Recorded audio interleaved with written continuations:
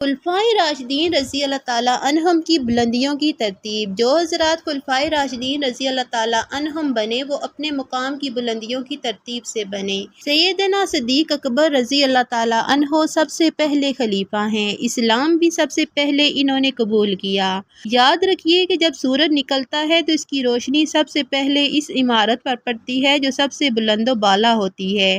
اسی طرح جب نبوت کا سورج طلوع ہو تو اس کی روشنی سب سے پہلے اس شخصیت پر پڑی جو اس امت میں سب سے بلند و بالا تھی۔ نبی اکرم صلی اللہ علیہ وآلہ وسلم سے قرابت اور رشتہ داری کا معیار سامنے رکھا جائے تو بھی خلفائے راشدین رضی اللہ تعالیٰ عنہم کی ترتیب آسانی سے سمجھ آ سکتی ہے۔ شرعاً اور عرفاً سسر کا مرتبہ داماد کے مرتبے سے زیادہ ہوتا ہے، کیونکہ سسر باپ کی مانند ہے اور داماد بیٹے کی۔ سیدنا صدیق اکبر رضی اللہ تعالیٰ عنہ اسلام میں بھی پہلے داخل ہوئے اور نبی اکرم صلی اللہ علیہ وآلہ وسلم کے سسر بھی بنے، لہٰذا پہلے خلیفہ بنے۔ سیدنا عثمان غنی رضی اللہ تعالیٰ عنہ اور سیدنا علی رضی اللہ تعالیٰ عنہ دونوں داماد تھے، مگر عثمان غنی رضی اللہ تعالیٰ عنہ کے نصیب میں حضور اکرم صلی اللہ علیہ وآلہ وسلم کی 2 بیٹیاں آئیں، اس لیے ذوالنورین کہلائے۔ پس وہ تیسرے خلیفہ بنے، جبکہ حضرت علی رضی اللہ تعالیٰ عنہ چوتھے خلیفہ بنے۔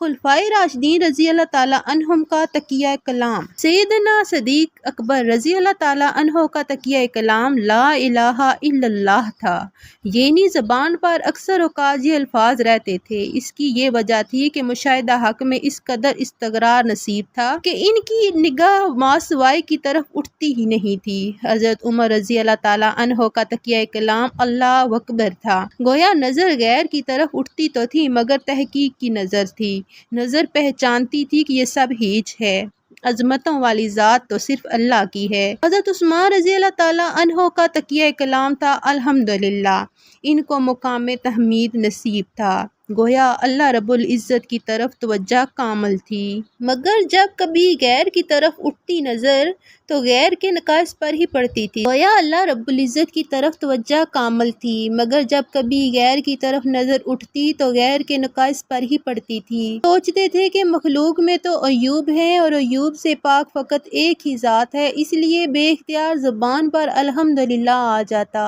اور سیدنا علی کرم اللہ وجہہ کا تقیہ کلام سبحان اللہ تھا، کیونکہ اس لیے کہ ان کو مشاہدہ حق میں کمال تو حاصل تھا، لیکن اگر مخلوق کی طرف نظر اٹھتی بھی تو مخلوق کے کمالات پر پڑتی تھی، تو وہ بے اختیار سبحان اللہ کہتے تھے۔ ہے کمال والے تو خود کتنی عظمتوں والا ہے کہ تو نے مخلوق میں بھی ایسی صفات پیدا کر دی ہیں۔ صحابہ کرام رضی اللہ تعالیٰ عنہم کے 2 بہترین اوصاف۔ صحابہ کرام رضی اللہ تعالیٰ عنہم میں 2 باتیں بہت خاص تھیں، ایک تو عشق نبوی صلی اللہ علیہ وآلہ وسلم میں نقطہ کمال حاصل تھا، اور دوسرا اتباع رسول صلی اللہ علیہ وآلہ وسلم میں ان کو انتہا کا مقام نصیب تھا۔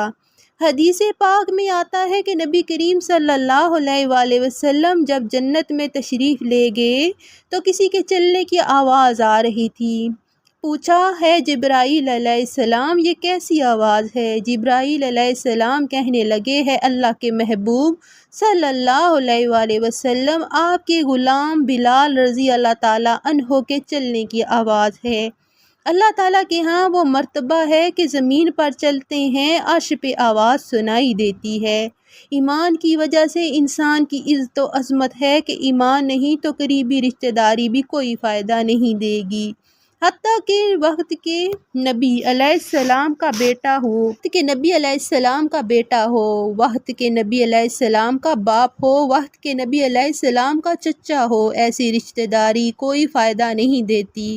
مثال کے طور پر حضرت نوح علیہ السلام وقت کے پیغمبر ہیں، بیٹے کو سمجھاتے ہیں، سورۃ الہود میں اس کا ذکر ہے اور اس کا ترجمہ یوں ہے کہ ہے بیٹے ہمارے ساتھ چڑھ جاؤ اس کشتی پر، ہمارے ساتھ رہو، آ جاؤ کافروں کے ساتھ نہ رہنا۔